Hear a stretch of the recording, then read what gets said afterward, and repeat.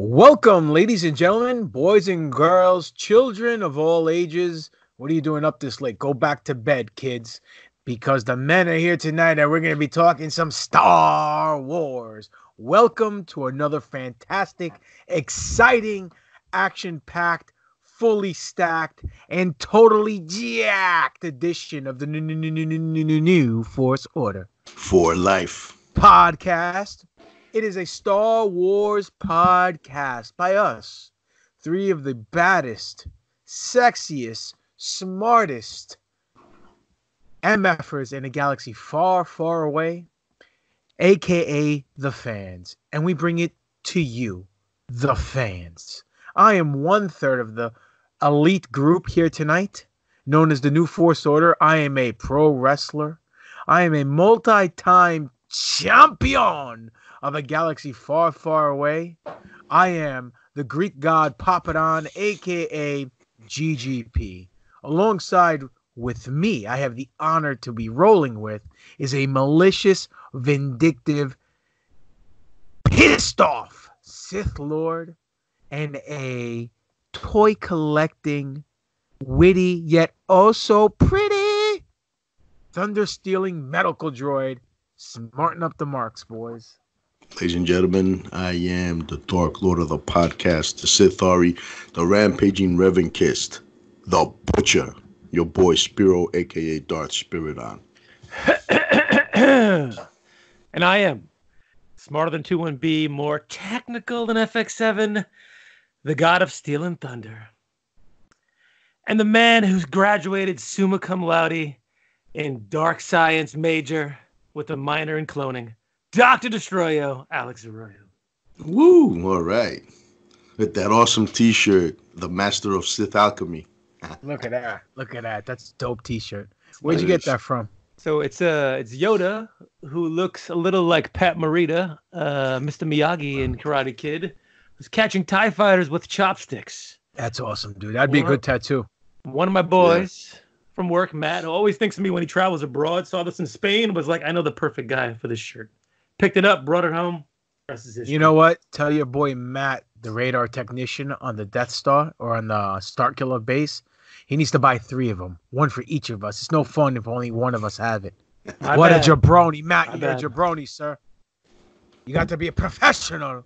Anyhow, ladies and gentlemen, another week goes by and more news has come out about Star Wars. And we'd like to talk about that. Not a whole lot, but whatever little did come out had a lot of effect. More news on this Colin Trevorrow script. I'm not sure if the both of you guys heard the exact movie, tit for tat. We'll touch base on the Obi-Wan Kenobi show rumors, where you guys may think everything is going or what you guys believe is going to happen. And what else came out this week? Oh, yeah.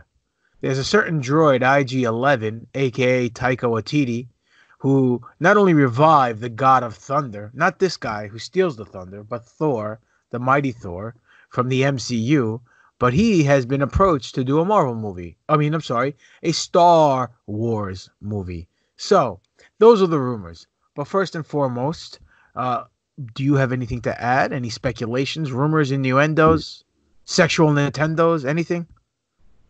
I'm interested in the sexual Nintendo thing, but up, down, left, right, A, B, A, B, for sure, 100%. That's the code for contraceptive. If it was, you would have no kids. Rumors. So, there's always rumors rolling around. Let me say, I screenshotted something the other day that I thought was interesting.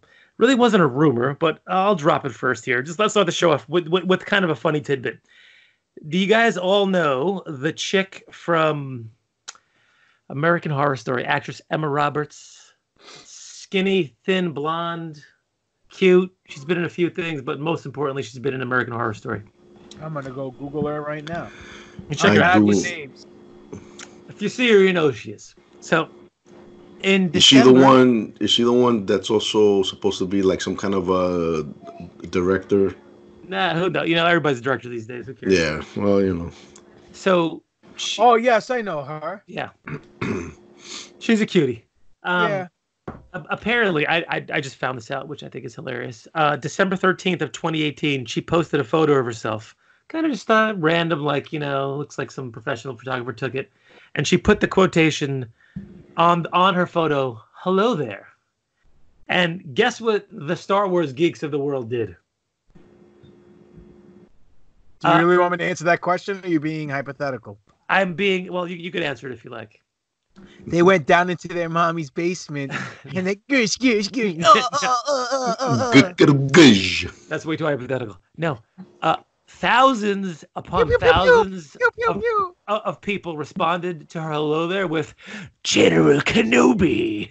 And literally, as you go down the comments, it's General Kenobi, after General Kenobi, after General Kenobi, after General Kenobi. And this poor woman has absolutely nothing to do with Star Wars, but it's just the fans trolling her. So I came across that earlier this week, and I thought that was actually hilarious. And guess what I did? I dropped my own General Kenobi, so it's fine.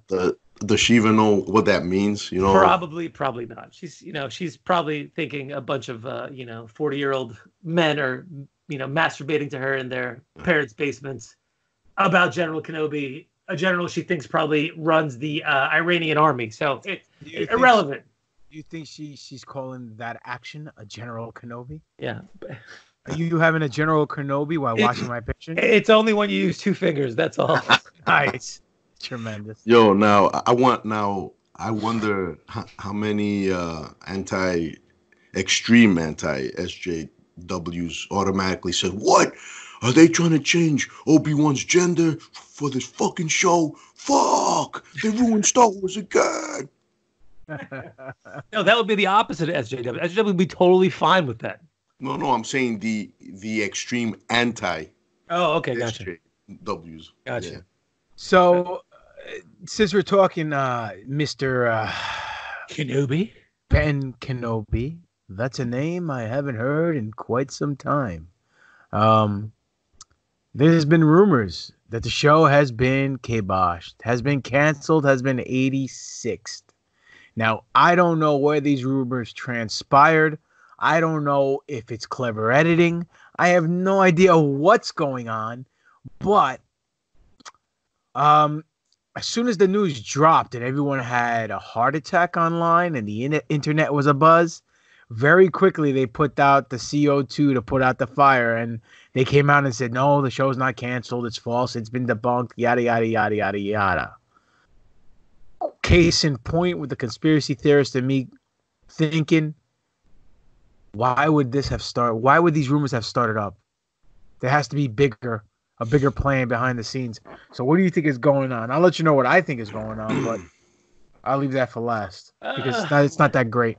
I think nothing is going on. I think it's the usual, internet trolls who are out there who want to just cause chaos and just want to see the world burn, like they said in Dark Knight. My mother texted me like, I don't know, a month ago. Did she say you finally got enough time on the show? And she can hear your voice? Yeah, exactly. Thanks, Mom. No, she likes us now. Yeah, she called you guys hoodlums last week. As I was driving her home, listening to the show, she says, "Oh, did you hear? Dwayne Johnson is dead." And so immediately I laughed. I said, I looked it up, of course, because I can't debunk my mother, and I said, "Ma, he's alive, Ma." Well, I read it on Instagram. I said, "Okay, Mom, no problem." And again, apparently, The Rock was the victim of some kind of hoax. Again, it's not the first time. No, his dad just died. Maybe. Yeah, no, but this was like 2-3 months ago. Oh. So listen, the internet is a dark, lonely, annoying place at times where people just want to be cool and just want to be, and just want to be loved. And unfortunately, they start bullshit like this just for attention, just for clicks. What about you, Spiro? Well, you think it's just a master clickbaiter article? You know what? It came, I think. Wait, we just used master clickbaiter, and it came in like within 10 seconds of each other. Yo, talking about we're married men. That's what happened. Yeah, that's exactly, man. Yo, talking about that though. Pew, pew, pew, pew, pew, pew. Wasn't there a fucking Jedi by the name of Master Bates? I don't know, dude. Nah. Let me tell you a funny story. There was a guy who was the guy who ran my library in school. Okay, when I was in high school, Catholic high school. The librarian. His name was Delateri, my wife. his name was Mr. Bates. Last name was Bates, and he was gay as the day is long, as they say in the business. And we used to get the foreign exchange students to tell them that his name was Master. You had to call him Master because he was a librarian master. They had no idea. They were from like Spain or whatever. And they would go up to him and be like, Master Bates, I'm looking for a book. It was the funniest shit in the world. Awesome, man. That's Yo, fun. but you know what, man? So the things that I heard was that yeah, it got canceled, or actually the word spread that it got canceled because somebody spread a rumor, whether it's true or false, that they might have changed their minds, and instead of wanting to do a show, they want to make a fucking movie. But who knows, man? You know, if there's one thing that is, you know, in 2020 and going forward, is you're gonna have these fucking clickbaiters. You're gonna have rumors, people spreading shit. Listen, man, a lot of the people who listen to us, and I'm gonna tell you all now, whatever you guys get from people like Mike Zero, people like We Got This Covered, take with extreme, humongous pinch of fucking salt, man, because 90% of the shit they fucking come out, yeah, is fucking nine times out of 10 bullshit. It's great content to fucking read and speculate on, but a lot of it is just shit they make up, man. Oh, I hear you, brother. I hear you. I mean, that's the word that I heard. That poison. No, that they were thinking about bringing Obi-Wan to the silver screen and not to Disney Plus. Initially, it was supposed to be a movie, and then the financial flop of Solo pushed that off the drawing board, and they decided to do it as a Disney Plus series. And now they're talking about bringing it back to the big screen. I hopefully don't want to see it on the big screen. I'd rather see it as a Disney Plus series. But if they are going to do a Disney Plus series, I don't want no 32-minute episodes.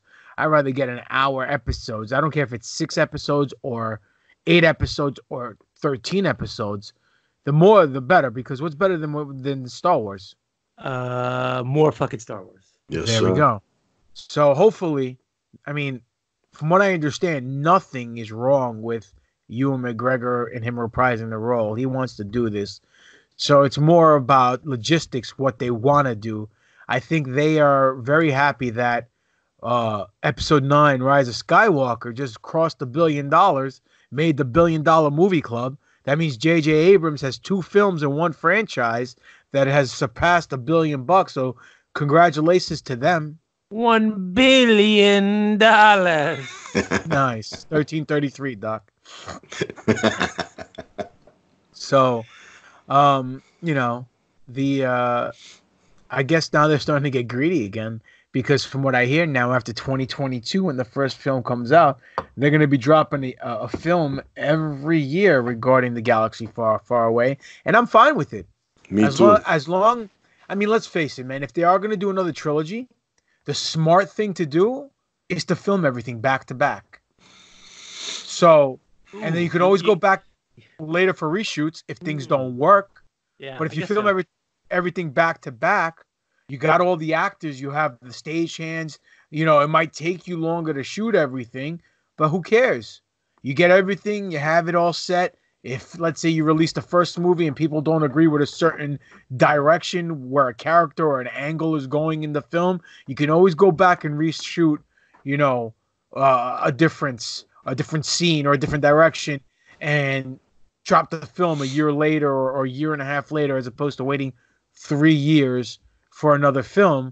But if they decide to do something like they were initially doing, where it was episode Star Wars standalone, episode Star Wars standalone, that's fine too. I mean, not all the movies need to be a trilogy connected film, in my opinion. I mean, I don't know. We'll find out, because this Project Luminous is looming. See what I did there? Yeah. On the horizon, you know, and they're saying big things. So, and I was thinking today, and I was listening to a couple of things over here and over there. Over where? Over there. I'm over here now. So, that was at around the 15-20 mark, Doc. So what I wanted to say is that remember last week we were talking about how they might take some of the old Republic characters and incorporate into the High Republic. Yeah. Right. To go along with Red and Meth and Cheech and Chong and all that. Uh, they can't do that because it was said that the Sith was banished for 1,000 years. Right. That means the last time the Sith were present were during the Old Republic, unless one Sith went into hiding, and every few years they just stayed into hiding, like Plagueis and Sidious. Obviously, were in hiding, but people before them, the people who taught Plagueis, and so on and so forth. Because let's face it, if no Sith were around for 1,000 years and everybody was in the shadows, I mean, they could have been at Exegol having a rave with all the Sith Eternal. Who knows? But I don't know. I mean, then if that's the case, maybe the High Republic is the future, because we had the New Republic, we had the Republic, and then we had the Old Republic, which unfortunately isn't canon 100%. Maybe the High Republic takes place after Episode 9 in the future with the new government. You were saying, Spiro, today. What were you saying on our conversation? Yeah, we were talking about, I came across a question asked, and it was a very good question. Clever And, editing. clever editing, always clever editing. At the end of Rise of Skywalker, so who's in control now of the fucking galaxy? It's not the Sith. It's definitely not the fucking Jedi. There's no Republic set up, that we know of. Yeah. So, it seems to me that right now, if I were the one that was going to make the next trilogy of Star Wars films, I would set it in a time of turmoil, civil wars, a lot of alliances like fractured because when you have all these planets coming together and they want to set up a new alliance republic, you're going to have a lot of people that are going to want something. These people are going to be cool with it. These guys are not. There's going to be issues, and 9 times out of 10, man, unfortunately this shit leads to fucking war. So Well, it is called Star Wars. Yeah, exactly. Exactly. It's like the Mexican cartel, you drop the head and all of a sudden everybody else wants a piece of the pie. that's it, man. No one knows about dropping head better than you, Doc. So, Yeah, baby. Hi-oh. Drop it like it's hot. But did you guys see or have you had the opportunity to listen to Colin Trevorrow's Episode 9 script in full detail? I got tidbits here and there, but not the full scoop on that. What about you, Doc? I pretty much heard the whole thing. I listened to the whole thing, and it's not bad.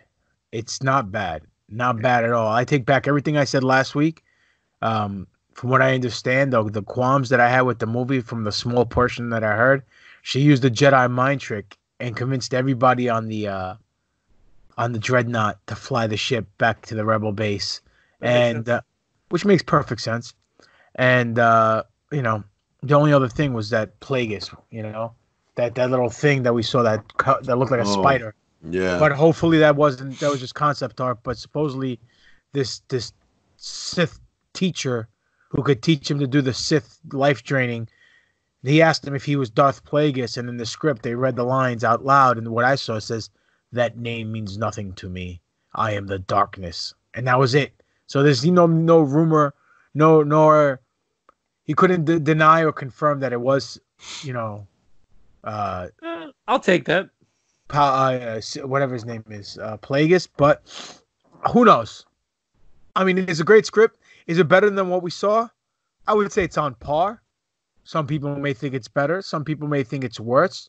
I do like the fact that the baddie was Kylo. You know what I mean? I do like the fact that there was no Emperor, except it was only in the hologram.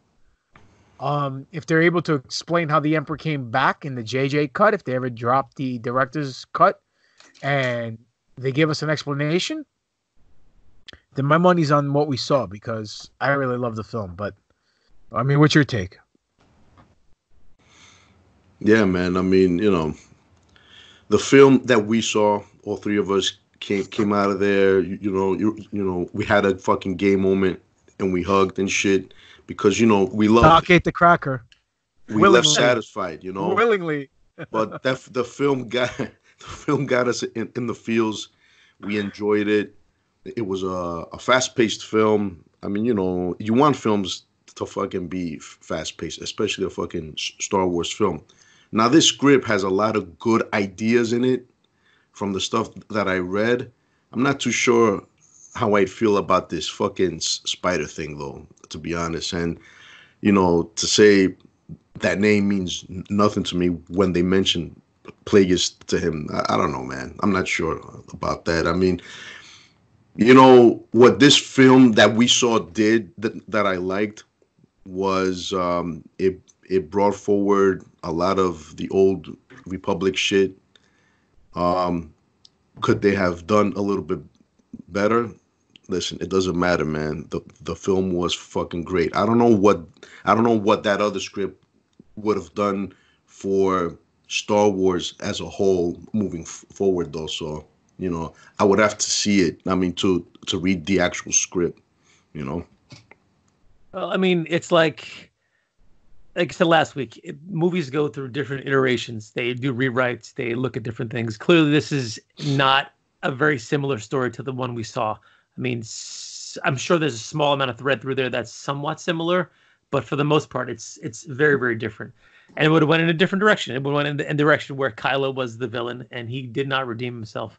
Would it have been better? I don't know. Like Spiro said, I mean, you have to kind of see it on the big screen and see it kind of how it plays out, as opposed to just kind of reading a script. Sometimes you read a script, you don't get the full feeling for something until you actually, physically see it. So, or on the flip side, you read the script and your imagination takes you on a journey that's actually better than what we probably could see. Yeah, sure, of course. Yeah, or where they would have gone. So, when you start to book things in your head, it just smells, it looks, and tastes so much better because you're putting your own twist to it. Now, imagine this one. What if in the end of Rise of Skywalker, what if it was, what if it ended like this? What if Rey sacrificed herself in some way or form in order for Ben to bring forth the redemption of fucking Ben Solo? And she dies, and then he goes on to restart the fucking Jedi Order and all that shit. That could have happened in a second. I could see that definitely happening. I could see that happening, but I also can see it not happening. Of course. Only because the freaking feminists would have had a field day at the freaking office. You know what I'm saying? Complaining how a woman had to sacrifice herself for a man, yada, yada, yada. But then also, at the end of the day, this guy killed a lot of people, man. So he would have to pay for his war crimes. It's not like, hey, psych, I was kidding. It's not bad. Yeah, but look, man, don't forget also that we live in a time where if you disagree with somebody and on gender, and you present actual scientific fact, you can get banned from fucking Twitter, while fucking murderers and rapists continue to fucking go and post about whatever the fuck they want. So who knows? No, I got you. I got you. Yeah. Well, listen, it's 2020. Facts are irrelevant right now. Right. Yeah. Nah, but it's all about feelings, baby. Yeah, that was just my quick the booking there, man. Well, speaking about feelings, there's something feeling very nice right now, and that's the rumor of Taika Waititi. Oh wait, feeling nice Taika and titties. I like him better. I like him better already. Tiggo bitties. Taika Waititi. What? Damn it, Doc. Taika IG-11. The way he fucking started that, talking about feelings. Oh yeah, that's a good correlation. I didn't even put one and one together, but that was good, Spiro. Nice, well played. That's canon, unlike Revan. Hold on. I have to pat myself on the back for the greatest meme on the face of the planet that I made this week. Okay. Oh, dude, that is great. Yes, I popped huge for it. With the finger. Yeah. I set that I one was up actually giving Doc that figure at a picture. He goes, "Pop!" I turn around, he's taking a picture. I'm like, "Yeah, there you go." With one of the very sexy wrestling fans that we get to come to the shows. Yeah, one of the very sexy, smelly wrestlers. Anyhow, oh shit! Yeah, Taika Waititi was approached to direct a Star Wars film. So, what are your thoughts about that? Would you guys be happy if he decided to take a film or a series of film? Or so I got to tell you, Thor Ragnarok is one of my favorite Marvel movies because it was such a fun movie. Yes, yeah, yes. It was super funny. I mean, but appropriately funny, not over the top, campy funny. It had a great story with it. It had beautiful visuals. It was paced well. It made sense, and it blows all the other Thor movies out of the water. For the most part, it blows a lot of the Marvel movies out of the water. And if he's gonna bring that, even Dark World. Oh God, Dark World, terrible, dude, horrible movie. I forgot about that one. Jesus, there's a reason for that. Yeah. If he's gonna bring that style with, let's say he does, I don't know, like a buddy cop movie. I don't know. Throw something out there. Like if Luke and Han Adventure. You love that. If they were doing like the Cassian Andor with K2SO, I know it's going to be a series, but like that would be what the style that he would fit in when it comes to that. If he brings that to any aspect, stuff that we know, stuff that we don't know, known properties versus just bringing new things in, I think it would be the perfect vehicle to kind of like get all the casuals back in and get all the hardcores in and have people stop fighting and just have a fun movie that we could all just enjoy and be like, hey, it feels like Star Wars. It's lighthearted. It's fun. It's good.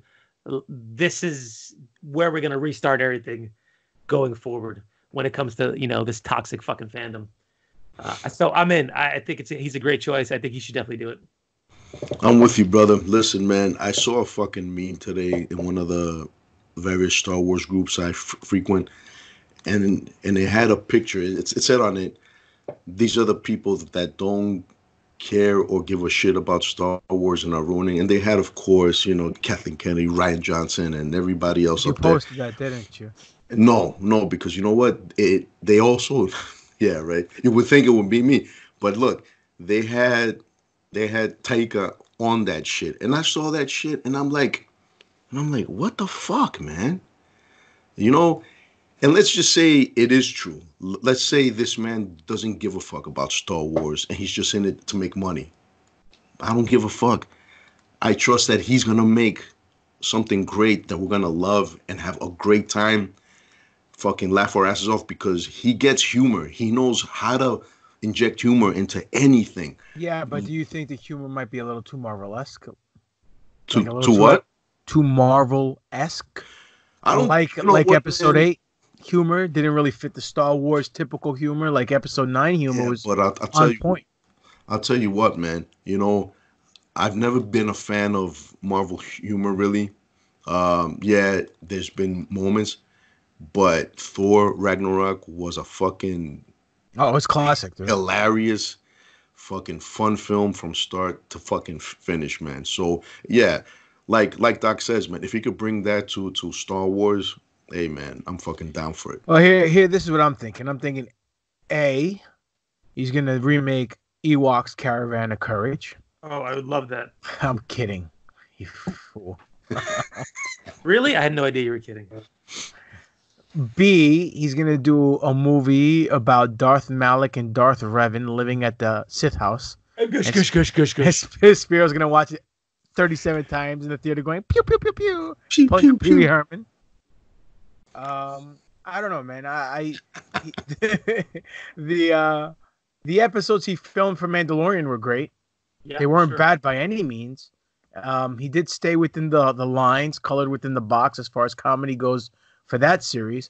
I just hope he doesn't become that director that does the same style for every different genre. If he's able to incorporate some facet of comedy but make it feel organic within the Star Wars universe, I'm game, man. I'm totally game because the best thing possible, more fucking Star Wars, hands down. I mean, I'm not any of these people complaining already. Tough shit, man. Deal with it. Man. You know, what are you gonna do? You can't win. You can't win. They just want to complain. You can't win, Rocky. You can't win. They just want to complain to complain. Yo. Listen, man. At the end of the day, we can't win because no matter what they do, man, you can't please everybody. But I think you can present to the fans so many flavors of Star Wars, and they can each go by their own merits and be judged on those merits. So if you want to make a dark film, go for it. If you want to make a light-hearted film, go for it. If you want to make a fucking war type film, go for it. A porno? Hey, well, that's been done. So Yes. Yeah, maybe it could be the live-action Kama Sutra by S.N. Herder. Oh shit! What do you think, Doc? We'll get there. Don't worry. Yeah, we need I think we already got there. Are we there? We're there. We done came. Do we need to get our lawyer to secure those rights so we can make that film? Nice. Are we there yet? Let's see. All right. So this week, Pop, I'm gonna give you the honors, Pop. Throw a number out there. 33. 33. Patrick Ewing, baby. We've only killed half the Jedi with Order 33. Let's see. All right. Oh shit. All right, this is good. This is as simple as it gets, guys. Okay, and it's perfect, and it goes along with our conversation we had a few minutes ago. So this one stars Darth. Eerie. It's very eerie, yeah. Isn't it very uncanny? It's very uncanny. And ladies and gentlemen who are listening to this, all three of yous and the two people who are watching this on YouTube, we didn't plan this. This is organic. Yes. We didn't say here, open page this. Let's see if we can just segue it in. That's pretty funny. Go on. So this one stars just one solo character right now. It's called chemistry. And that's Darth Vader. And this one is called The Master Vader. Nice. Is that a lightsaber or is he just happy to see us? I'll post it on the website. Laces is out. Finkel Einhorn Finkel. It's Darth Vader. His cape is off, and all we see is the back of his head and the back of his back, and nice. He's got his lightsaber pointed straight out into the front, both hands gripping the shaft. Probably thinking of the good old days with Padme. Nice. Prior to her dying of a broken heart.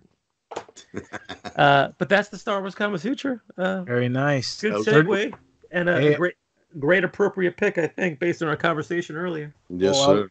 I would have to agree with you, Doc. By the way, 3305 was the timestamp for the Finkel Einhorn comment. Just saying. Anyhow, the reason why we're throwing timestamps out there on this episode is because we're gonna put more movie line clips into the show, our audio podcast. You won't see it on the visual, so you'd have to download it through iTunes, Stitcher, Podbean, whatever, subscribe and download. Or you can just go to our website, www.newforceorder.com. Well, we have merchandise for sale. Merchandising. 3415, Doc. You know what I'm saying? You can get the NFO apparel that you're looking for, whether it's cups, shirts, flamethrowers, you name it, we got it. We got his and hers. We got everything. We got new shit coming soon. And once the weather starts getting nice, we might even have a nice NFO bikini for the ladies there. So. Oh, shit. Oh, yeah. I actually have a prototype mock-up. Could we get a mankini for Tommy? We should. Right? He'd like that mankini. Tommy. Yo, Tommy. Shout out to the bomb, baby. Tommy the bomb. Yo, you know what? While we're shouting out people, man, I just want to say shout out to John Triliva for this awesome Darth Vader silver mug that I'm using right now at this moment to sip on the blood of younglings. Thank you. Wow, it's good that he's over with you because he's sharing you. Speaking of blood, dude, you know what I watched? Just a little off topic here. I watched on Netflix. I watched Dracula. Heard it was heard it was good. Yeah, it was good. Good. You saw it? Yep, especially that third episode, man. Yeah. Yeah, it was good. last- I binged Messiah. Yes, another great show. That was good, dude. Yo, Really good. way if it fucking ends, right? Yeah, dude. It Now keeps you guessing. You like, Yeah. anyhow. I'm gonna give you one. Netflix called Spy. Spy. Sacha Baron Cohen plays a serious role. No, I'm serious. If you think I laughed too. Oh, serious role. I'm thinking this that one film that he has a fucking brother and shit. No, that was actually funny, but no, this is a different one. He plays a 6-episode serious role. He's an Israeli spy going undercover in Damascus during the 60s. It's actually pretty good. Really? Yeah. I'll check that out, man. I don't know if you guys, have you guys ever see this show, Peaky Blinders? You keep pushing that one on me. I have it saved. 5 Everybody says it's awesome, bro. 5 seasons in, it's awesome. dude. It's amazing. You know what? Amazing. Yo, I gotta say, man. Peaky fucking Blinders. 633, Doc.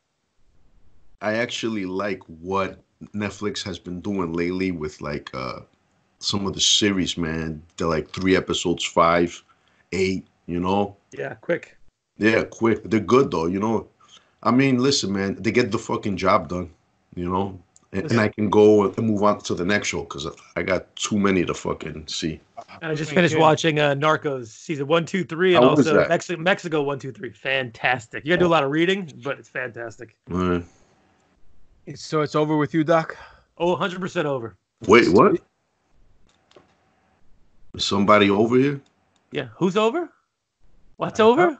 Who's over? Who's over where? Over here? Over there? Over here? I'm over here now. Listen, guys, speaking about who's moreover, how about that for a segue? Segue! Even fucking Stevie Wonder saw that coming a fucking mile away, dude. Ladies and gentlemen, we have a segment on this show called Who is More Over? Now, before you get your little Star Wars boxer briefs in a bunch and say, hey, I don't understand what that means. It's not grammatically correct. Who over? I don't get it. Listen here there, sunshine. This is what it means. It's a wrestling terminology, and when someone is over, that means they're popular with the fans. So, case in point, if you're a good guy wrestler or baby face, and, for example, let's say The Rock or Stone Cold or Hulk Hogan, you're over like gangbusters, people are going to pay a ton of money to come see you wrestle and win and kick the crap out of the villain.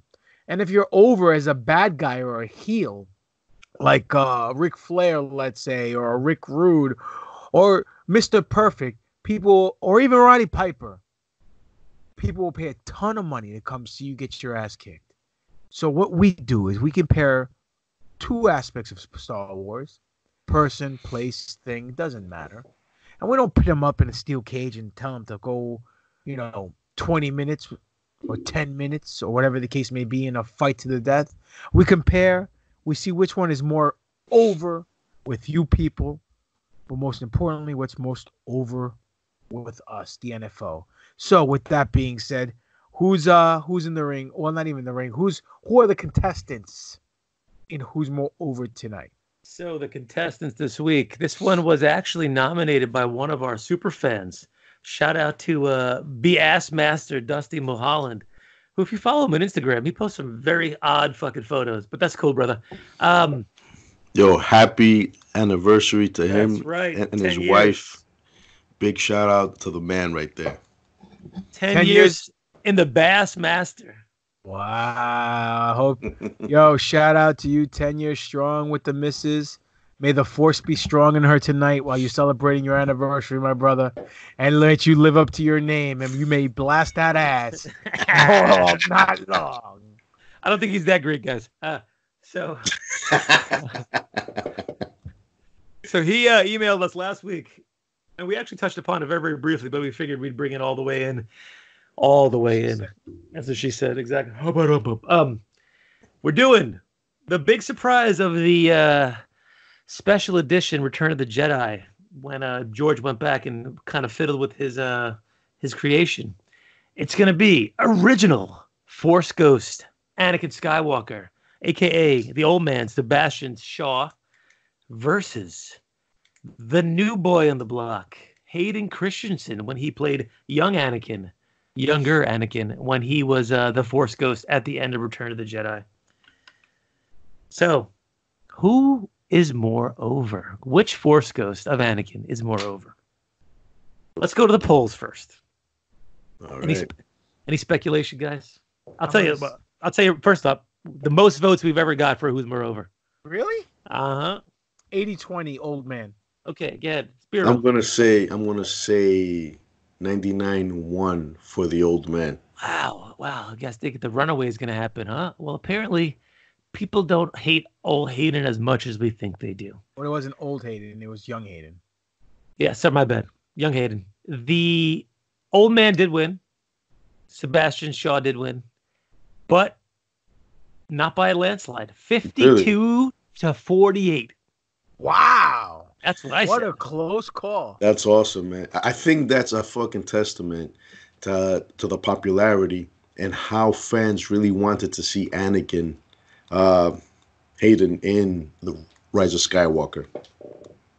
Yeah, probably. You think if we would have done this 6 months ago, it would have been a different outcome. I think potentially. Maybe. I think everybody was hot on seeing some Force Ghost in this movie, and the fact that they didn't get him may have swung the votes. It's possible. And we got a Force voice, whatever that means.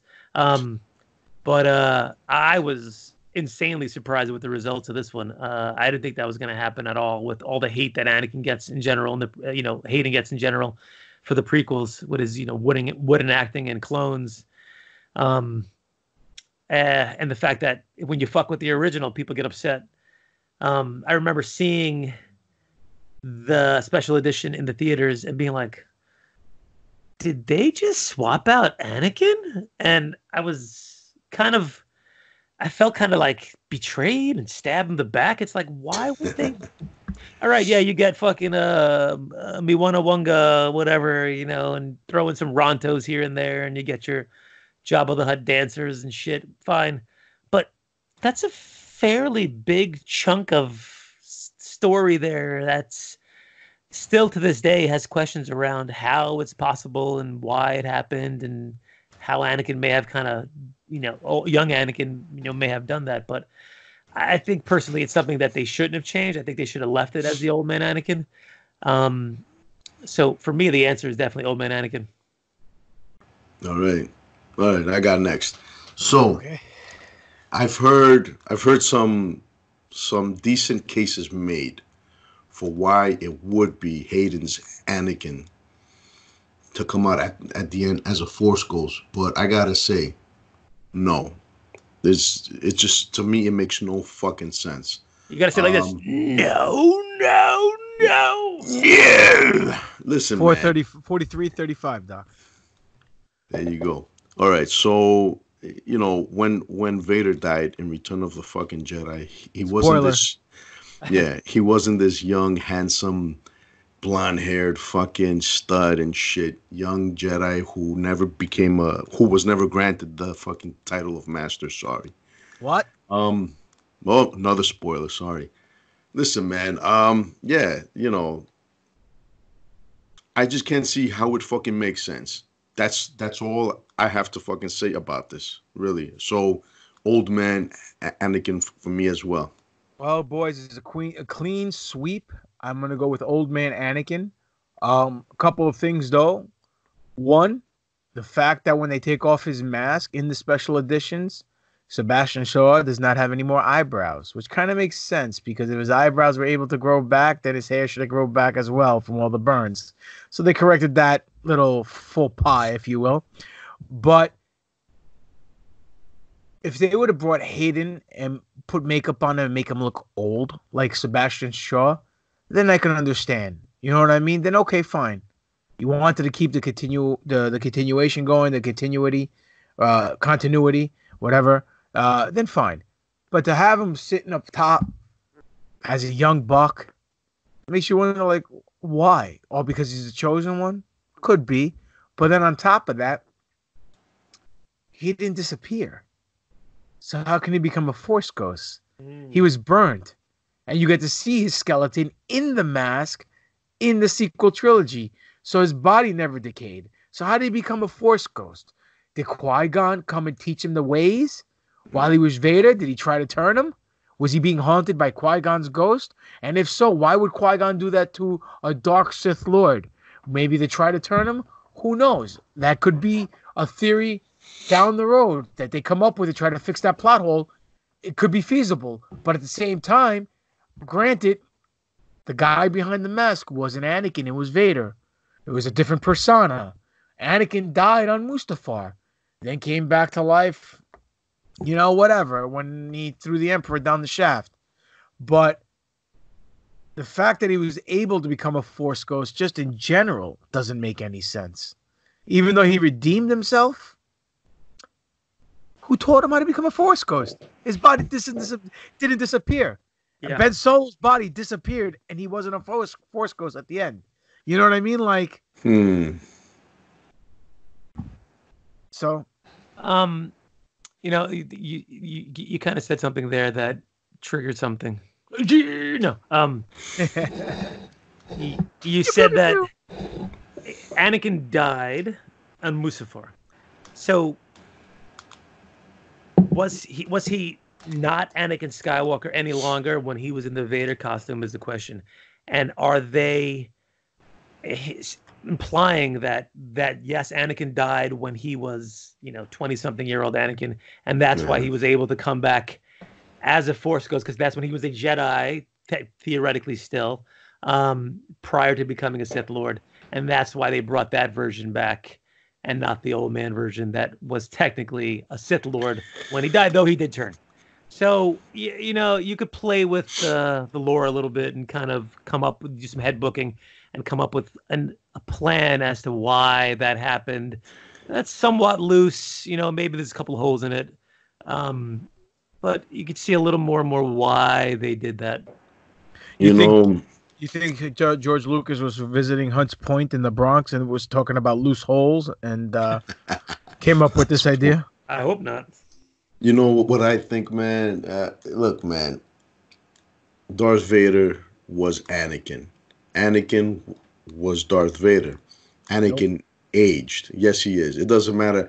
No matter how you fucking spin it, the fucking human parts that were functioning alongside the cybernetic parts were fucking, aging still, right? I mean, proven. Yeah, but mentally, yeah, people who have but people who have multiple personalities are able to switch from one personality to another and not know what's going on, right? When one personality is control and the other one is subdued in the subconscious. So with Anakin transforming to a Sith Lord and donning the mantle of Darth Vader, even Vader says, that name means nothing to me now. He's dead to me. He was weak. The same thing with Kylo. He wasn't Ben Solo. He was Kylo Ren. Yeah. Now, I don't know if it's a prerequisite to be fucking batshit crazy, to be use the dark side of the Force and have multiple personas, or it's just a nice little clever plot point. You know what I'm saying? But I figured I'd hear it from the Sith Lord himself. Well, I'll tell you this about that. Number one is, you just took this into a direction that we can spend a whole show on talking about. I don't know if the average Joe would ever be open to it. Number two, no, you know what, man? I totally see your point, but the whole time, the Darth Vader, it's like you could see Anakin was still there. When you read the books and the comics and all that shit, you can see there's a lot of conflict inside of him. Yeah, there's moments in the comics, like the videos that we've shared in the past, where he went to go bleed his lightsaber and it threw him back, and he was having a dream where he came back to Obi-Wan and asked forgiveness, and then wakes up and realizes that it was all a dream. You know what I mean? It was all a dream. 5002, Doc. I wonder if he took on fully, or made it appear that he took on the persona of Darth Vader fully as a survival thing. You know what I'm saying? It could be. I mean, there's so Totally, many ways yeah. you can spin this, so many Yeah. different directions. I mean, let's face it. The guy realized maybe he fucked up when he realized that Padme is dead. But that's another plot hole because how did the Emperor know that Padme died? You know what I mean? Unless he drained her life force and gave it to Vader. You know, he did it himself, which wouldn't be too far fetched, and which would be a lot better than just dying of a broken heart. You know what I mean?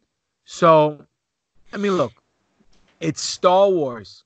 Is it perfect? No, it never is. They're full of plot holes from the first film to the last film. Can we transcend and try to make sense of it? Yeah, that's some of the fun part of this being a fan and with speculation. But it still doesn't make sense how he's able to turn into a Force ghost at the end of the movie. Because in order to be a Force ghost, you got to learn that technique, and only a Jedi can do it. So when he was a Jedi, was Qui-Gon visiting him? Or when he was a Sith Lord, was Qui-Gon visiting him, trying to convince him to go back to the light? Who knows? None of us know. I mean, the only people who know is if they go down that path and they make a book out of it or a movie or a TV show. We have no idea. But, I mean, let's face it. Who puts a freaking a shaft straight into the actual reactor in order to blow up the most sinister weapon in all of the galaxy? You know, that was a big plot hole to Rogue One when they realized there was a booby trap intentionally set up by what's his name? Galen Orso. Galen Orso. So, you know, they made chicken salad out of chicken shit. They can do it again. Yeah, you know what I mean? Of course, So- absolutely. And you know what? I think that's the fun thing about what they're doing with this. Like Rogue One is a perfect example for that. Like you said, that plot hole was there and it was always glaring. I'm like, what the fuck's wrong with these people? And they took it and they made a great story out of it and they made it make perfect sense. And now it's canon and we don't question it anymore because they told a good story revolving around one small little point that everybody was picking apart. And it gives us, the fucking geeky fans, an answer for why that happened and which is satisfactory to all of our needs. So I think it's great.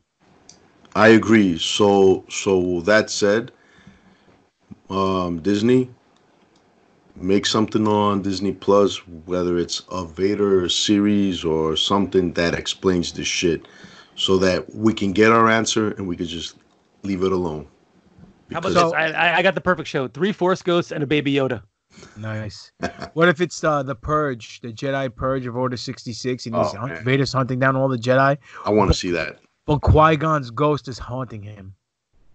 Unlike Luke's ghost haunting Kylo, they use that aspect on Vader.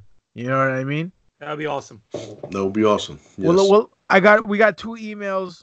Before we get to the emails, Doc, do you want to read any of the comments? Yes, got plenty of comments here. Let's see. All right. John M. Wright. Adding young Anakin is a slap in the face. Young Anakin turned to the dark side. When he turned back like the Big Show, he was old. That is who should appear, not the one who killed younglings. Who, Big Show? Yes, exactly. He eats younglings. Chuchi Figueroa. Captain Insano? Chuchi Figueroa. One word. Old. Dusty Mulholland. They need to stop changing the old movies. It was perfect just the way it was originally. Old Anakin is over. Yub nub. Nice. And then some guy, Raymond Big Ray Hernandez. Old Anakin looks like a priest that was my very, very friendly with the boys in my neighborhood. So young Anakin gets the nod here. A few more comments. Let's see. Mike Devaney. I'm calling it right now. Force Ghost Anakin is moreover. I see what you did there. Chuchi Figueroa. Where's Qui-Gon? Just asking for Benny Blanco. OG Anakin Force Ghost, of course. Too easy. Will we ever have a Mace motherfucking Windu Force Ghost? Guess that mofo's still alive. Mike Hawes, the OG for sure. Those are our comments. Shout this out week. to Mike Hawes, my buddy in LA, who runs Bumps and Bruises. Good lad over there. Good guy. Well, we got 2 emails. The first email is from our new time emailer.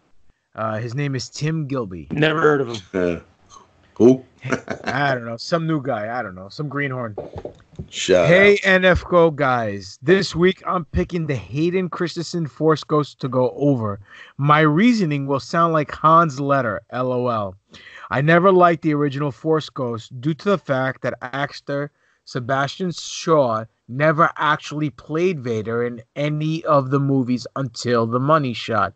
The original Force Ghost should have been David Prowse, the actor who played Darth Vader, and furthermore, he should have been allowed to do the money shot scene when the mask came off. Sorry if I accidentally made this into a fatal three-way, but that's just my opinion. Yalla, awesome. NFO for life. For life. Well, You know- there's always a big controversy, sorry, Pop, that when David Prowse was originally in the suit and he was doing the voices, his voice for Darth Vader, and you could actually hear that on the internet if you Google it, you could hear what his original voice sounded like prior to them dubbing in James Earl Jones, and he was legit pissed that they didn't use his voice on there, which is kind of funny because when you hear it, it really doesn't fit anything. I mean, and Vader's so iconic with that, you know, that James Earl Jones voice that it would have never worked with Prowse's voice. No, he had that Cockney English high pitch twang to his dialect, and it wouldn't have worked very well. I agree with you, but there is a I think I seen it on Netflix. I don't know if it's still on there though. A documentary where there was a filmmaker, an independent filmmaker, who was upset about this fact and met up with David Prowse and refilmed that scene with them taking off the mask. No way. And had David Prowse underneath the mask in full makeup so he can get his, his just desserts. Get his shit in. But How fucking gay. but he wasn't allowed to show it through the Lucasfilms. They wouldn't let him show it. So right about to the part of the documentary where they're in the theater doing the private showing in front of 100 people, and they take off the mask, they have to cut away from the scene.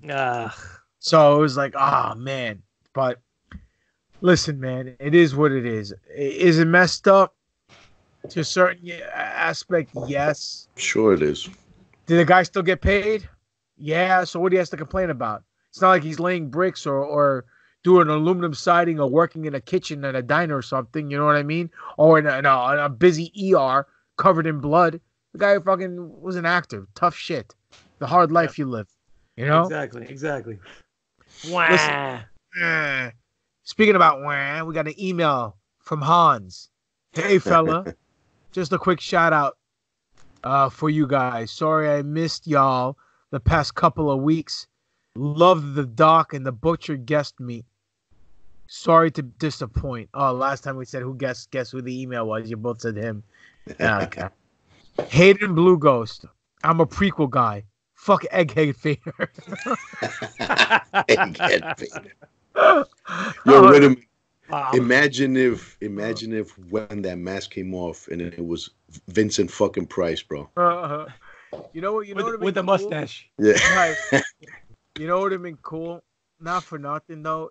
If you really wanted to do the special edition, he could have CGI'd Hayden's face and makeup in the mask and totally taken out Sebastian Shaw, and then had an old Hayden Christensen play the Force Ghost at the end.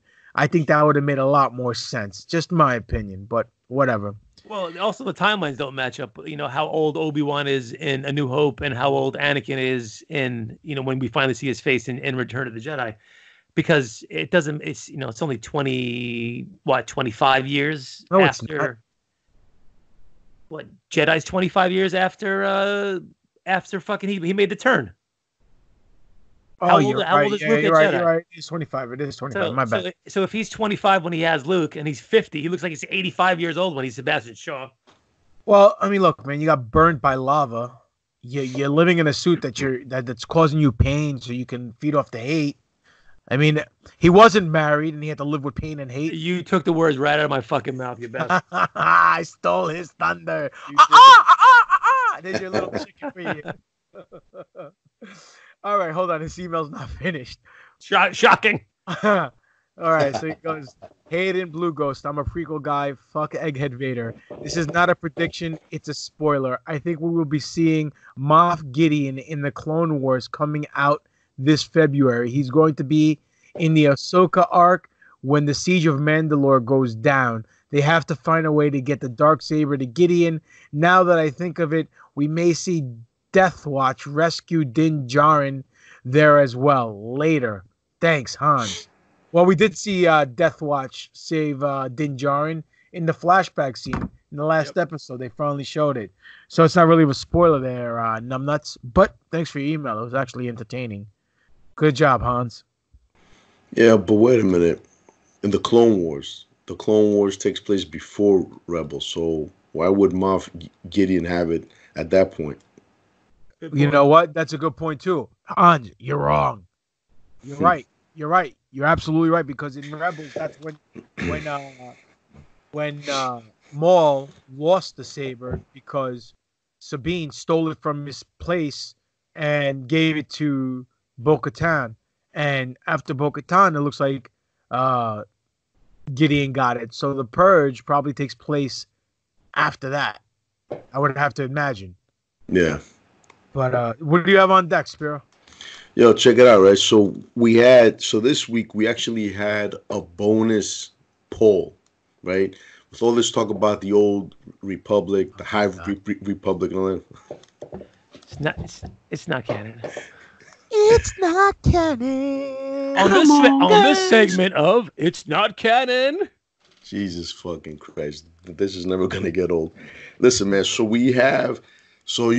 there's been rumors since before the old Republic finally became canon that Batista was, approached to play Darth Bane. So I decided to have some fun and throw up a poll. There's another Sith Lord that I thought he would also do justice, which was Darth Sion. And so we asked David Batista for the role of, or neither. Let us know. That was my post. And I had the choices were Darth Bane, Darth Sion, or neither. Thankfully, nobody said neither. But 69 to 31%. What do you guys think? Bane. Who do you guys think won? Bane. Darth Bane. Darth Bane won. It That's makes because sense. no one knows about the other guy, dude. That's why. They know. It's not canon. Not as Nobody many. knows. Listen, man. Okay. Well, Darth Bane is canon. Bane is canon. And so is Revan. But what I read, no, he is canon. But I did read somewhere that much of his history has been wiped. So who knows what Disney has in store for him. Now, I could see why Darth Bane. I think it would make for a fucking great series. Not a movie, a series. No, actually, you know what? You can make, would you really want to see a trilogy of fucking Darth Bane films based on the 3 books? Never read the books. I heard they're fantastic, though. No, they're good. They're good, but I think they could get a lot more mileage out of a series. I think of course, showing him in the mines, working in the mines, having no clue that he's Force sensitive, but for some reason he keeps winning at Pazak, then being recruited by the Sith for the big war, so forth and so forth. Yeah.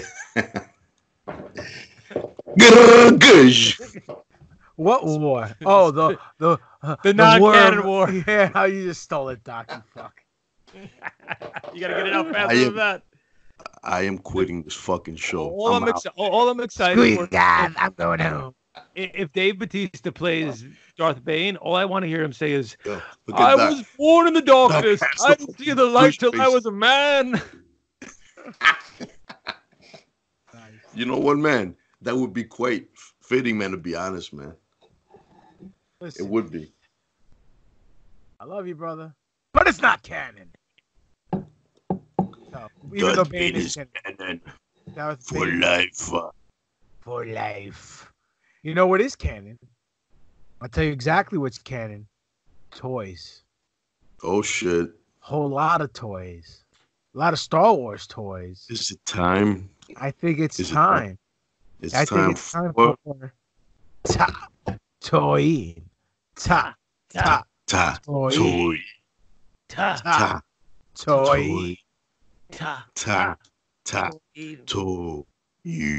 TaTOYine, motherfuckers. I'm gonna get Samuel L. Jackson to actually do that for us one time. That would be fantastic. Yes. All right, boys. Let's set up. Let's talk about some toys. All right, this week on my road to finish my vintage display. I'm getting there slowly. I'm just being really lazy about finishing the last 2 cases that I have because I'm missing one piece that I'm waiting to come in. It's that stupid fucking Rancor Keeper that I ordered, and he's still not here yet. But anyway, let's talk about some toys. So, first thing up is like, does that give you nostalgia when you see it? Look at that. What's that coin? Chirpa? Does that make you excited? So this is not a very common, boring, cheap Chirpa. All right, they made a lot of Ewoks during the run of the vintage Kenner line.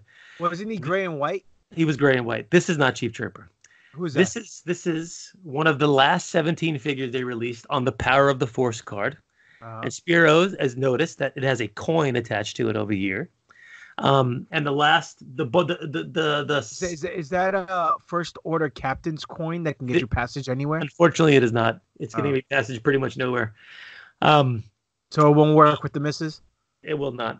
The Power of the Force line released a bunch of figures with these special coins that were attached to the blister. So it was what?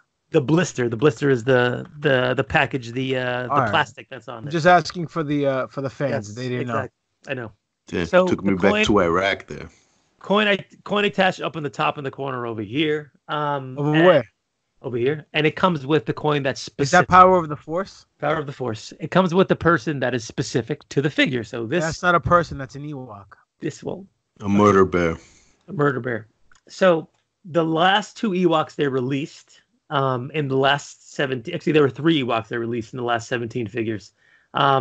Actually, so I'm lying. There were 4 Ewoks they released in the last. Stop 17. lying. What's wrong with you? I apologize. Segment. My bad. So the shame. There was Warwick was one of the Ewoks that they released. Okay. Warwick. Ramba. This is Ramba, not the vacuum that cleans up your floor. That's the robot. The Roomba. This is Ramba. Romba. Not the dance. Not the dance. Not the Roomba. They also released Papalo. Not Papa Don. Not Papalo. He's probably Greek bear, bro. He's Papa Don's cousin, Papalo. And then they also released Lumat. So this is Ramba. So the Ewoks, those last 4 Ewoks are super expensive. They come with stupid weapons like a little spear and his little hat over there. And they're such annoying figures because they're just like useless when it comes to anything. But they released these in the last 17, so they're super expensive.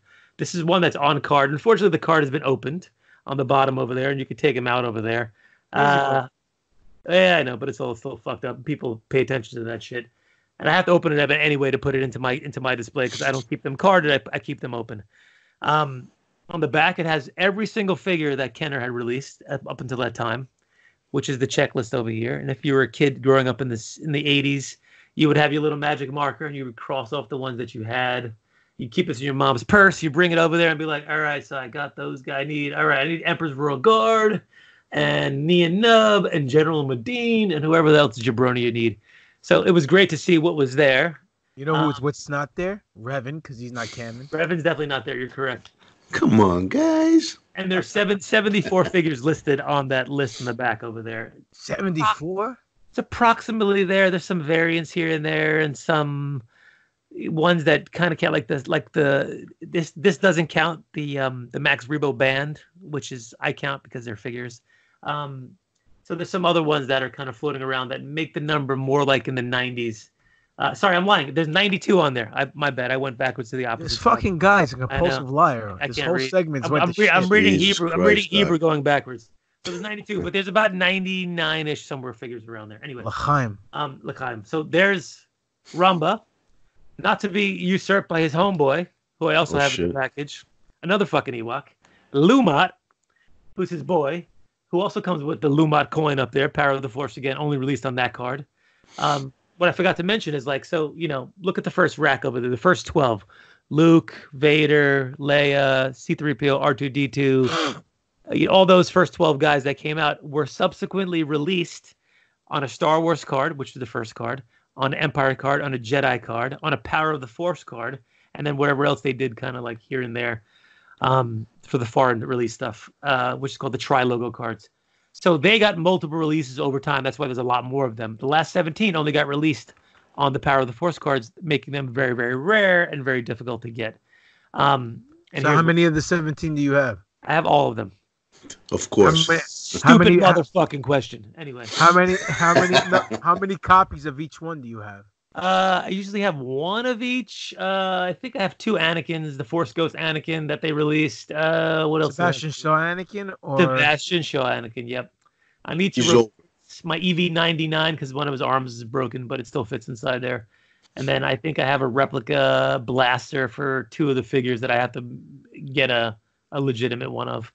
But these are the, listen, there's few things in the world that make me excited more than seeing a vintage Star Wars figure in person, because it really brings me back to my days of youth when you used to see fucking hundreds of them lined up on the little metal, pegs that were sitting out there. I used to thumb through them all and see who you needed and who you wanted. This is by the way, a very terrible design, because all you got to do is pull the bottom, figure falls out, you can walk out with it in your pocket. Not that I'm saying that I ever did that when I was a kid, but I am half Puerto Rican. These were probably this old price tag on there that looks probably the same size as a Toys R Us price tag. If I can kind of lighter fluid in my head, lighter fluid actually works. Some go Google on that works better. But I'm assuming these were probably $3.99 retail, and they dropped to like $1.25 maybe at some point, which was ridiculous. If I had a time machine, the first thing I'd do was go back in time to walk right into Toys R Us and fucking buy every goddamn thing on the shelf.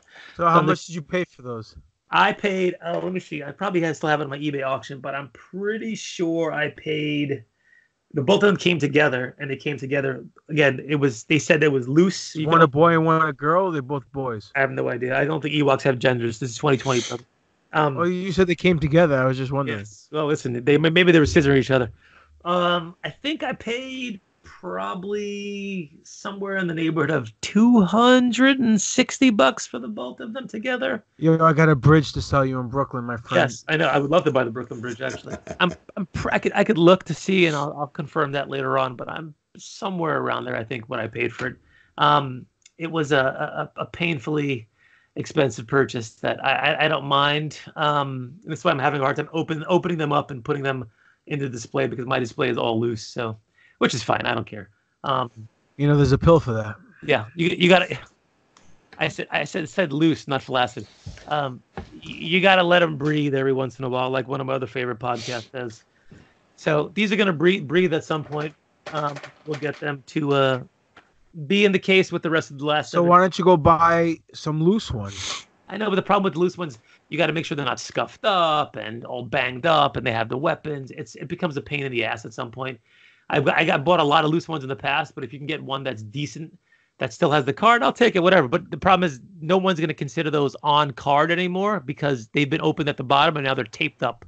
So technically, they really are loose. They just come with the card, so it doesn't hurt as much as ones that were completely sealed that you would open up. And I could picture you going around Comic-Con with a bunch of loose figures going, "Hey, Papa, man, I got some Lucy's for sale, man.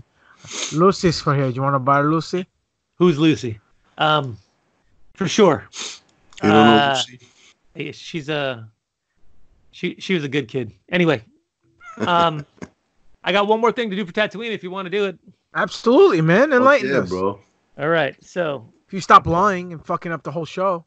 I pulled this off the shelf a few minutes ago. Oh, shit. What the fuck? So, this is sitting in my IKEA Detolf over there for a long, long time. This is our boy, everybody's favorite non-Mandalorian, and the big daddy of Boba Fett, Jango Fett.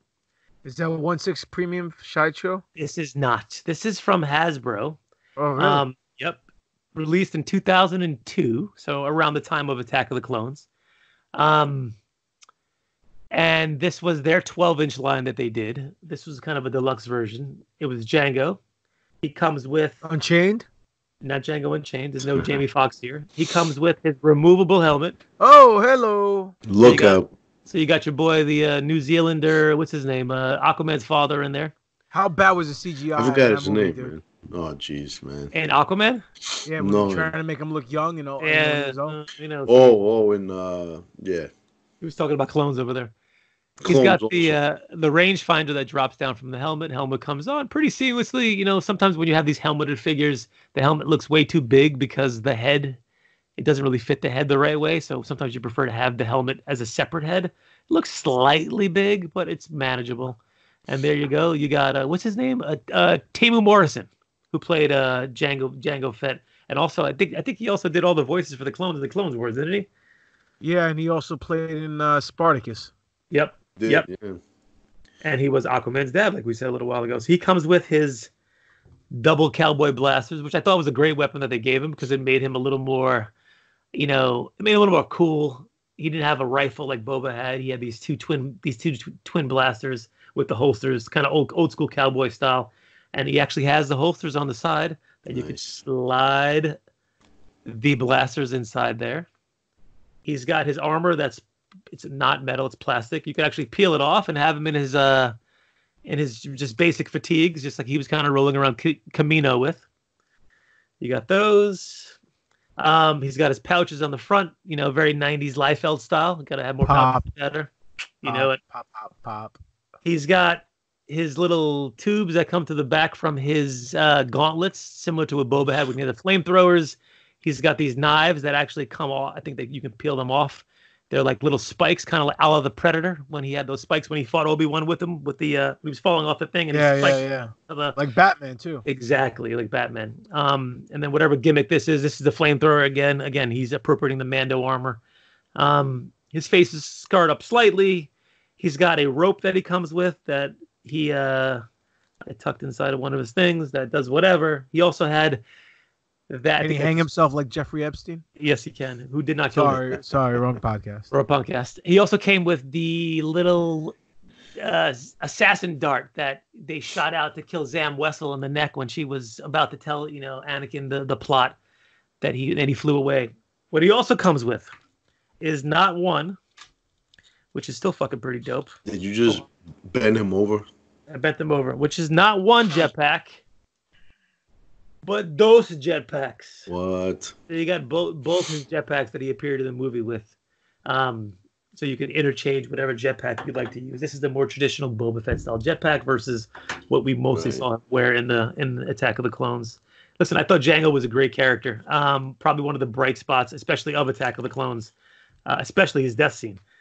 Spoiler alert. This has been a great figure. It's been sitting on my shelf since probably 2002. So it's almost 20 years been hanging there. I don't think Sideshow, maybe I'm wrong, but I don't think Sideshow has actually done a Jango yet. They may have. I have to look it up. I think they did, actually. If they did, I got it. I don't know if they made it. I think it was through Hot Toys, and they just... well, Hot Toys is better, so... Yeah, Hot Toys is better. Bro, so if they didn't make one, I'm going to pick it up. You know what? Seeing that, bro, it takes me back. And if there's one figure, pew, pew. If there's one Star Wars figure I wish I could have back that I no longer have, well, I don't have any of them, was my 12-inch Boba Fett, man. That was my favorite one. It's a great figure. The old school one, right? Yes. I liked it. I liked it more than I liked my fucking Darth Vader one. You have a vintage one, Pop? Believe it or not. Think so. You got that? Buddy of mine. Here, the funny story. A buddy of mine. He's a big Boba Fett fan. So he had a collection of Boba Fett figures, whatever. So one day he texts me, he goes, "Yo, you're gonna thank me." I'm like, "What for?" He goes, "You'll see." So I get a care package from him. I open it up. It's his entire collection. He gave it to me. What? I said, "What happened?" He goes, "Oh, the wife made me get rid of it." He goes, "And I wanted to give it to a good home." I have it. I have like this one. You know how the four cubes in the curio from the glass cabinets from IKEA, like you were just talking about. I got 2, 4, 6. I got 8 of them in my basement. I need more, but one of them is all Boba Fett, and it's called a Dennis Caserta wing because the guy's name, my buddy's name, is Dennis Caserta. Nice. So it's all Boba Fett. It's dope. It looks good. When you guys come over to my house, you'll see it. Question. If your wife makes you get rid of your fucking collection or some set or something, is alimony worth dumping that fucking bitch? Are you talking to me or Papa Don? To anybody, to you guys, to myself, to any of the married listeners out there. that collects or has a collection, and your wife makes you dump that shit or give it away or sell it, is she worth alimony? Is letting her go worth it? Spiro, let me tell you an interesting story. Okay, a friend of mine, good friend of mine, who dabbles on the side in a, let's say, sports entertainment capacity, once told me that the woman that he was with said to him, "You know what? It's Mia the wrestling," and he said to her, "So when are you moving out?" Okay. And that guy was Papa Don. Great answer. I didn't tell you that. You did tell me that story, but No. Never let the truth. Never let the truth get in the way of a good story. You're right about that. Never let the truth get in the way with a good story. So we'll go with that. I'll tell you guys the truth off air. It was very similar to that, but it wasn't as heelish. He put that heel twist on there. Listen, my wife has been telling me to get rid of my comic book collection. I have 14 long boxes sitting there, close to 4,000 books. That it's worth a ton of money that I have in my house, and I have a plethora of statues in these cases. She had no idea that when we fixed up the basement down here, I was gonna do this. But the fact of the matter is, surprise, motherfucker! It's my house. I paid for it with my money that I've worked with. So I am very fortunate because, number one, my wife is cool. She's cool as shit, so she wouldn't do that to me. But hypothetically speaking, if I had to make a choice, I'm keeping my fucking toys, baby. It's Star Wars. Come on. I'm kidding. Maybe not. Man. Okay. Okay. So, I'm not going to incriminate myself, but yeah. No, don't do that, better. Don't. I have a hard time. Fortunately, my wife is very cool as well. And my wife. And she lets me do all this stupid shit. You guys seen the vintage G.I. Joes I fucking have and the other ones I got, right? So, my wife, listen, man, she's been telling me to sell them. Some of them are fucking worth like, $200 or fucking more. I'm not doing anything with them. I don't really, I don't know. Anyways, the point is, what would I do? What would I do? Now, do I want to incriminate myself? I don't know, man. You know what? I just overall have a hard time with somebody giving me ultimatums. Same here. You do that shit to me, yo, you might as well fucking start signing the fucking papers. But she's cool about it, though, man. Thankfully, Now, she let me get this cool ass thing, Oh, sweet. Popcorn tin. So, she's awesome, man. Yo, man, I got this. That's what she's gonna put your balls in after she cuts them off. I think she already cut them off, man. Anyways, man, we went to the movies to watch Dr. Dolittle. How bad was it? You know what? It's not a bad film, man. It's a cool film for the kids. It was funny. It was action-packed. I mean, I was like, it's not bad. It's not as bad as they're saying. But anyways, the cool thing is, I was like, all right, I want to get some popcorn. I want to get some pretzels. When I saw this thing, they said they told me they had a fucking special going. You can get it without popcorn for the fucking price of a mere $4. I'm like, yo, keep your fucking popcorn. Your fucking $20 popcorn that costs more than the fucking $6 cheeseburger.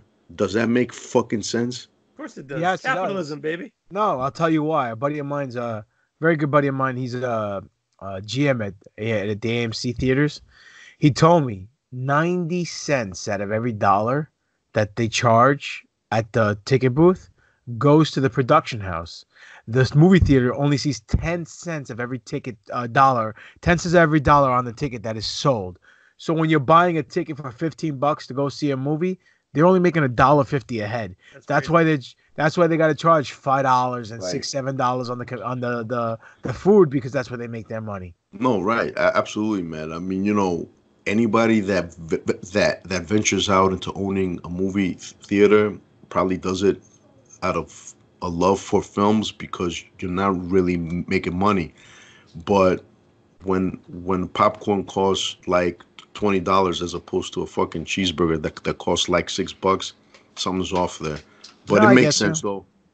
$4 But pin? Yes, sir. but hey, yeah, man, you want to sell that thing to me? Thanks for picking up $4? thanks for picking me up for picking up Doc one, you selfish. Oh no, wait a minute, yo. Two things. Right, Doc? Right, That Doc? was no, Fucking wait a terrible. minute. What kind of Hold friend up, are you? hold up. I don't know, man. Two things. He's like not canon anymore. Like Revan. I'm not canon now. Fuck me. Yo, when you say that I'm not canon, there's nothing worse. No, but look, man. Two things. That was the last one. I'm kidding. And there was no way she was gonna let me have a second one. There was no way. So to bring back 3, One pork chop, one. I would have been sleeping with them in the car. Nice. And maybe not even that. It's okay. I would have bought you a case of liquor. We could have filled it up and drank straight out of that thing. Yeah. Hey, at some point, we could drink SJW tears out of there. Yes, definitely. Look, man. I'm not gonna mix it with some White Claw. You good to go. Or you know what, man? You know, a lot of things ran through my head as far as ideas. Do I want to put? Is it Kylo or Vader on there? Kylo and all the knights. Oh, sweet. You know, and then on the other side it says, you know, the fucking Star Wars, The Rise of Skywalker. But do I want to put popcorn in this? No, I don't want to do that. I might fill this with like fucking rum or fucking beer, maybe, and fucking drink from it. Or but look, right? I don't want to put popcorn in it, but I might put wings in this shit, man. There you go. You know, maybe I'll fucking go to another theater, get another one, have one of wings and another one of beer. Anyways. There you go. That's a party now. That's a Super Bowl party. That's a Super Bowl party waiting to happen right there. There we go. I got one like that, but it was like an Avengers one from Endgame. And my son has all his freaking what is it called? The Switch games. He has them in there with his controller and stuff like that. Nice. So nice. Yeah, buddy. Well, ladies and gentlemen, Doc, didn't you say you had an essay from school you wanted to read? Oh, what's that, man? What is that? I got my tin from when I went to. That's bigger than mine, bro. That's what she said. That's bigger than mine. It's the plastic one. Yo, Doc wins, man. I'm gonna put my my beer in there. So I got a put few. Your Manischewitz in there. Yeah, I don't have enough. I got a few things. So one, I went to go see Rise of Skywalker with my dad this week. Oh yeah, you got me in the fields with that post. I'm sorry, man. I know it got me in the fields, dude. Bro. It got me in the fields. It felt like old times, you know. If listen, you follow me on Facebook and Instagram, you can read the post. It's a little long-winded, and if I talk about it now, I may start, you know, getting a little eclipsed. What's the timestamp over there? It's a beautiful post, though, man. 128:26. It's awesome. It's a beautiful post. Talk amongst yourselves. Talk amongst yourselves. I'll give you a topic. So while I was sitting in the theater, I noticed two things. One, you guys probably know already, is that when Rey heals Kylo, his scar goes away that she gave him in the last movie. So you can see it dissipate as he starts to kind of get his life back. So I thought that was interesting. And one other thing that I had noticed was at the end when there's a part where Poe's giving his speech where they're about to, like, you know, go venture into the Exegol. He says a line where he goes, you know, and we're fighting for what our mothers and our fathers had fought for, about just, you know, freedom and the Empire and fighting the Empire.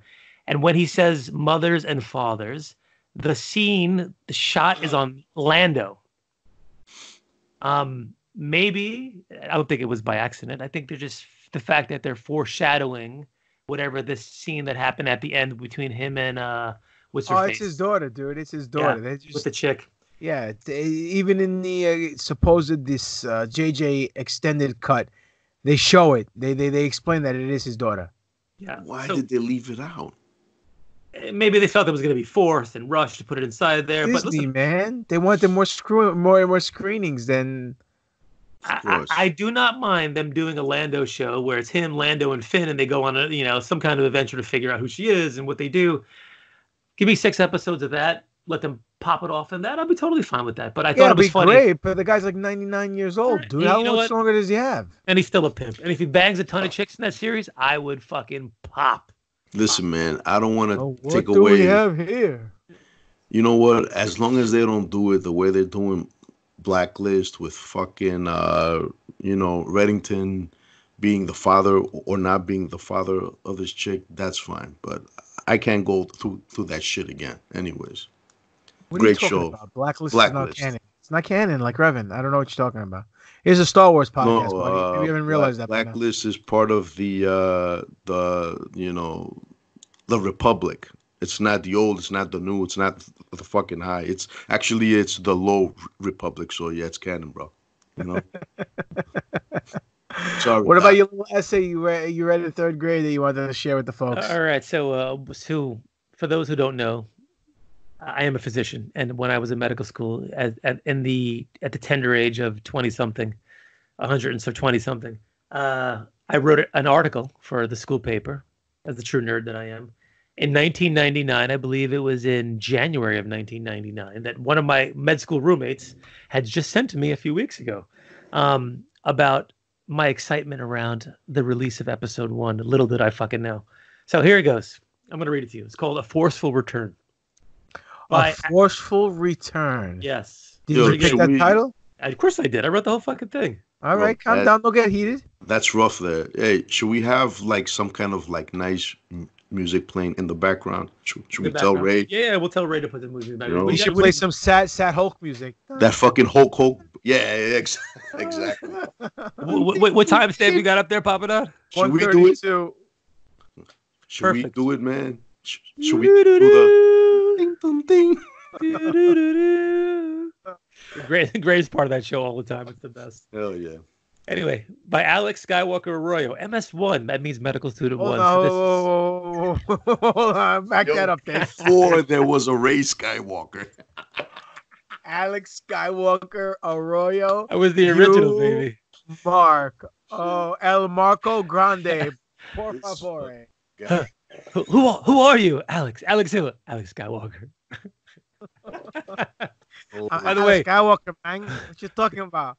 Those memes that are going around with Ray with the women are fucking hilarious. But my favorite is she was like, "Who are you?" She goes, "Ray." She goes, "Ray who?" And then they pan back there. She goes, "Ray Mysterio." She's wearing the mask. Booyaka, 619. That one makes me laugh the most. I love that one. Oh shit. Anyway. So 15 years, 9 months, 2 weeks, 4 days, 10 hours, 38 minutes, and 11 seconds. That is how long I've patiently waited, with palms sweaty and hands shaking. All that is left is a measly 102 days. Goosh, goosh, goosh. The anticipation builds inside of me like a ticking time bomb, waiting for the exact moment to explode. For me, that moment shall be Friday, May 21st, 1999, at 12 p.m. And I will explode. There's a lot of explosions going on here.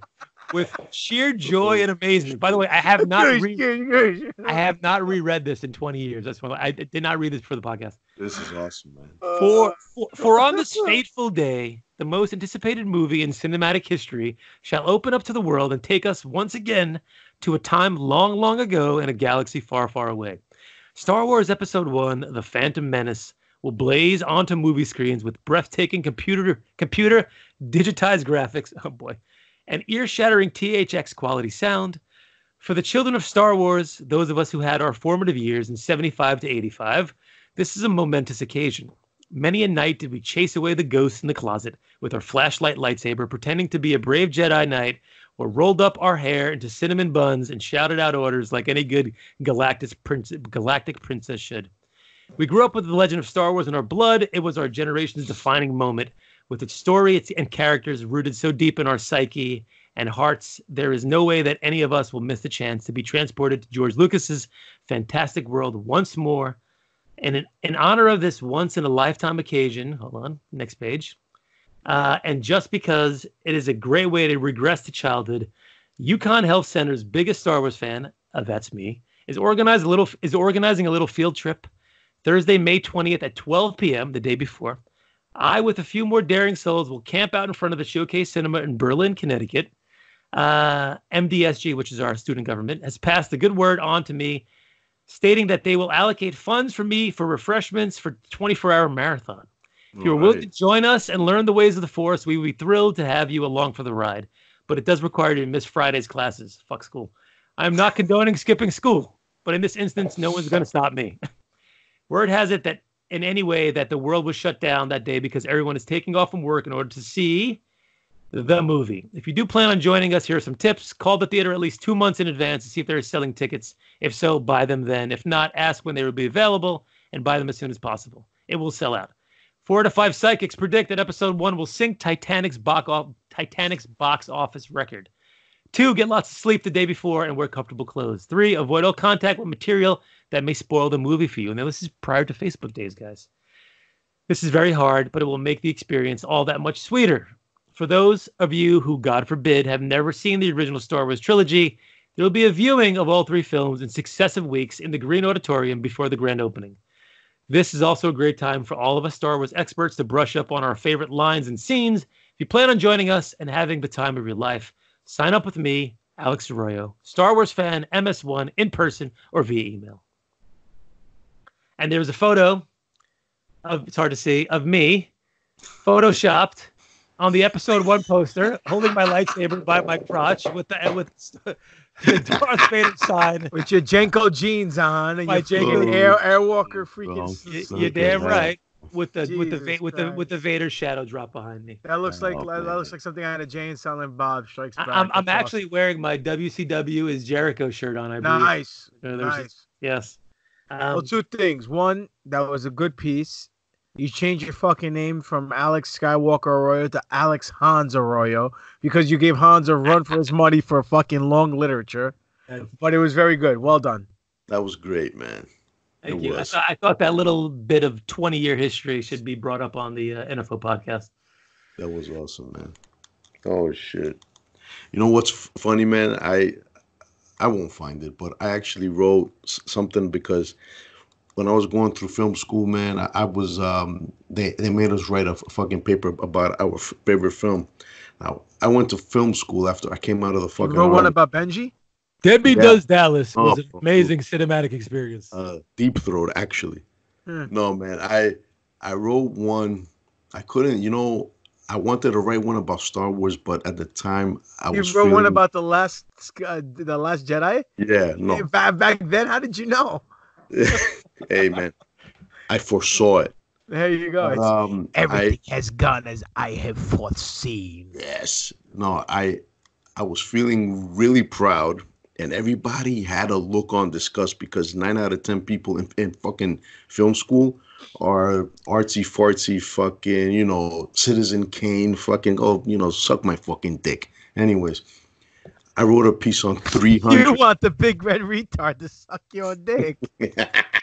My God, it's Kane! The big red sucking machine.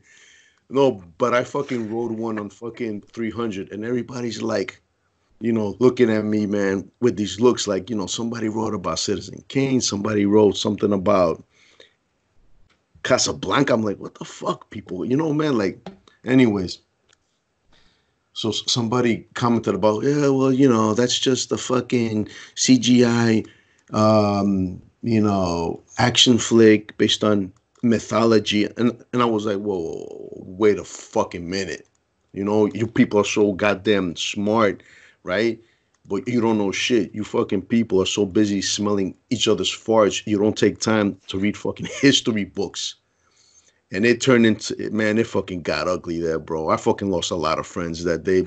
But you know what? I didn't give 3 fucks. Okay? A lot of people that day ate copious bags of dicks, bro.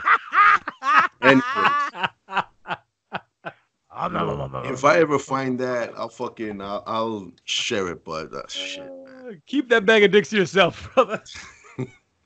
No, if you have a bag of dicks lying I around, won't share a bag of dicks. I'm good, man. I've had my fill of bag of dicks in my life. I won't share a bag of dicks with you guys, but because you can keep them all to yourself. Gee, thanks. By the way, they're not canon, just like Revan. Anyway. All right, boys. We're not gonna get them any higher. That's it. We got the crowd as high as they can go. Let them know where they can find you guys at. You can find me at Instagram, Dr. _Destroyo, DESTRROYO, Facebook, Alex Arroyo, Twitter, Alex Arroyo MD. And you can find me on Instagram, Spiro_A. Also, Darth_Spiridon. You can find me on Twitter, Handsome Reaper. And that's it. You can find me at Greek God Papadon on Twitter, Greek God Papadon Instagram, Demetrius Papadon Facebook. Greek God Papadon is the YouTube page where you can see my matches, my promos, all the shenanigans that I do in my tights. You can also go to Pro Wrestling Tees / Greek God Papadon. That's my Pro Wrestling Tee store where you can buy Greek God Papadon wrestling T-shirts. Now, you can also see me tomorrow night, 6:15 on twitch.tv / Conspiracy Horseman, where I will be doing the Conspiracy Horseman podcast with myself, Big Sal Graziano, Stevie Richards, and Bin Hamin, 4 pro wrestlers who talk about questioning the narrative, enlightenment, and obviously, quote-unquote, conspiracy theories. Now, you can find me this Saturday, the 25th of January, Deer Park, Long Island, New York Wrestling Connection, NewYorkWrestlingConnection.com. On the 15th of February, I'll be out at Immortal Championship Wrestling out in Bumblefuck, upstate New York, somewhere. Look up at Immortal Championship Wrestling. The 22nd, I'll be back with Psycho Circus at NYWC, back in Deer Park. The 28th, I'll be doing a nice little fundraiser show where I'll be defending my ACW, which is the Alpha Championship Wrestling Heavyweight title, against the Man of Steel, Mike Verna, Queens Boulevard, Elks Lodge. In a match that I booked. That's right.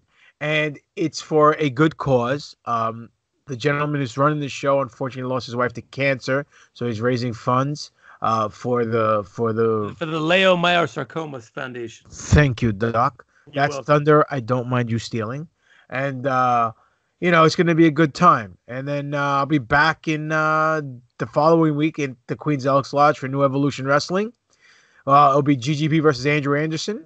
I may actually play the babyface that night. We'll see. So regardless of that, you catch me in a wrestling ring in a town near you. But most importantly, you can catch the 3 of us at NFO_podcast. New Force Order on Instagram, official New Force Order on Facebook. NewForceOrder.com is the website. Don't be shy. Go to the website. Go buy merchandise, you cheap fucks. And if you guys want to send us emails, you send us emails to newforceorder@yahoo.com. Ladies and gentlemen, we have a saying, an MO, a mantra of this show, and it's very simple. The 3 of us love this genre, this brand, the galaxy far, far away very much. It's a part of our life. It's part of our DNA. So we will never, ever try to get ourselves over on Star Wars. We will get Star Wars more over with you, the fans. So thank you for your time. Thank you for your ears. This has been another exciting, action-packed, fully stacked episode of the New Force Order. For life. And that's just too sweet. Henceforth, execute Order NFO.